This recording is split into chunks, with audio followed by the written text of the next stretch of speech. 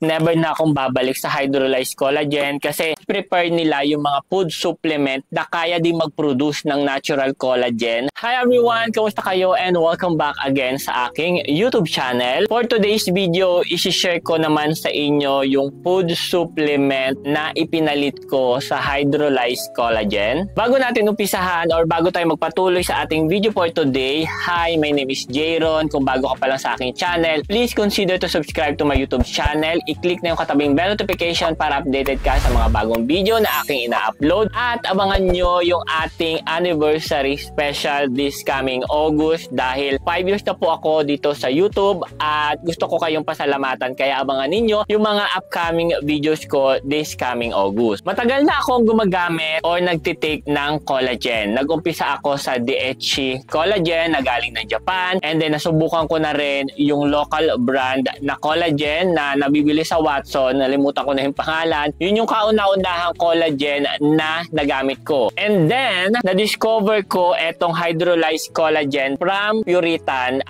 To be honest, okay naman siya. Kaya lang, nung na-discover ko or nag-research ako regarding sa pumpkin seeds oil, ay nag-switch ako or pinalitan ko ng pumpkin seeds oil etong hydrolyzed collagen. Para ipakita sa inyo na ginamit ko or nag-take talaga ako ng hydrolyzed collagen at naka-apat na bottle po ako ng hydrolyzed collagen. Wala naman akong masabi na negative dito sa products na to at sa totoo lang hindi agad nakikita ang effect ng collagen ng isang linggo or isang buwan. Matagal yan bago makita ang effect or minsan nga is hindi nakikita yung effect pag nagtitake ka ng collagen.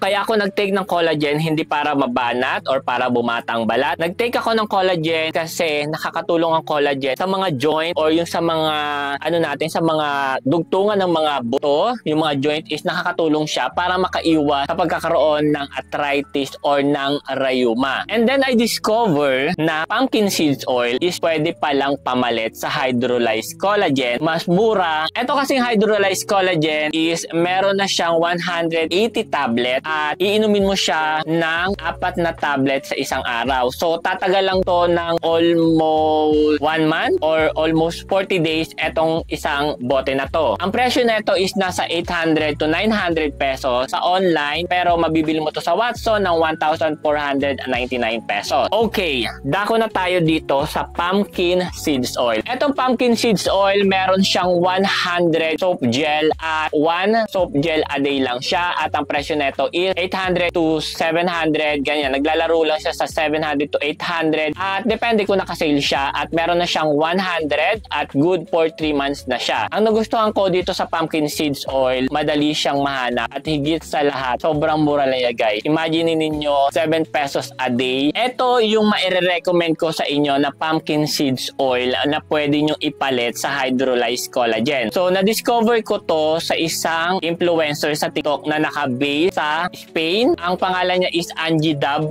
Kung natatanda ko Angie Dab yung pangalan niya kasi napanood ko doon na nag-iinom or nagtitake siya ng pumpkin seeds oil and then isang bawang every day sa umaga, walang laman ang tiyan niya kasi ang mga European daw is hindi naniniwala sa collagen. Based sa research ko, totoo yun guys. Hindi sila naniniwala sa collagen kasi mas prefer nila yung mga food supplement na kaya din mag-produce ng natural collagen sa ating katawan at isa yun or isa itong pumpkin seeds oil na nakaka-produce ng natural collagen at nakakatulong din ito sa mga joint natin, sa mga muscles natin, itong pumpkin seeds oil. At ipapakita ko sa inyo na ginagamit ko talaga siya guys. Ayan o, ang tagal na, almost 1 year ko na itong ginagamit guys. Naka3 bottle na ako. And then eto is meron na lang 2 soap gel. And finally, eto na yung aking in-order. In-order ko to sa Shopee at nakuha ko lang to ng 661 pesos kasi nakasale siya sa Shopee. At naka-free shipping pin na rin siya guys. So, medyo mahirap-hirap kasing hanapin itong pumpkin seeds oil. So, yung unang-una kong pumpkin seeds oil, nabili ko to sa TikTok ng 880 pesos. And then the next is nabili ko sa Lazada. Then, Shopee yung pangatlo at pang-apat is sa Shopee kasi laging nagkakaubusan ng ganitong brand na pumpkin seeds oil. Although, marami naman kayo mabibili ng mga pumpkin seeds oil sa online na galing ng US. Yun nga lang guys, medyo may kamahalan siya kung i-compare mo dito na nasa 600, 700 or 800.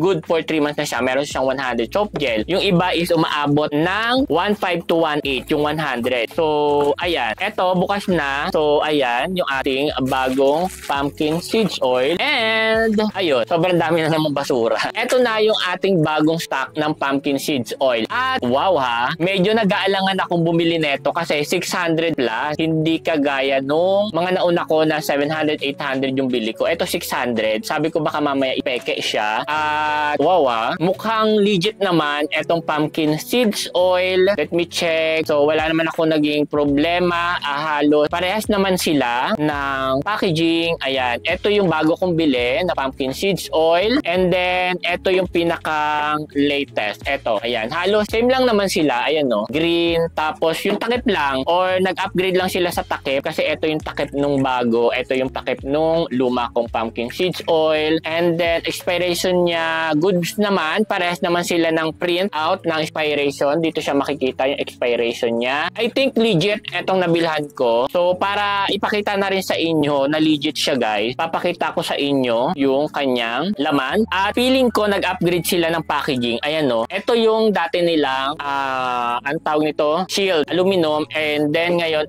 papel na lang siya. So, tingnan natin kung parehas ba siya ng laman. At yeah, ito na siya. Oh, wow. Hindi. Parehas nga. Okay. Oh. Alos parehas lang din man sila ng ng amoy netong luma at saka itong bago.